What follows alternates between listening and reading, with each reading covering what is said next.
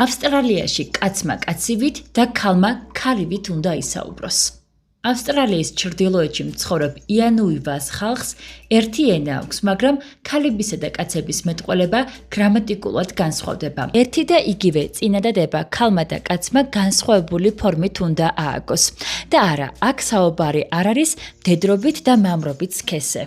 მაგალითად, თუ ქართულ ენაში განურჩევლად სქესისა ვამბობთ ბავშვი წავიდა, იანუივას მსგავსი წესი რო გქონდეს, კაცი იტყოდა მაგალითისთვის ბავშვი წავიდა კა და ქალი იტყოდა ბავშვი წავიდა ლა.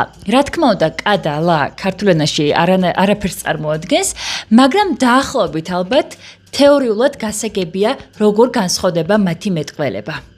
ამის გამომწვევი მიზეზი არის ის, რომ იანუივას საზოგადოებაში ქალებსა და კაცებს ტრადიციულად განსხვავებული საქმიანობა, პასუხისმგებლობა და რიტუალი ჰქონდათ.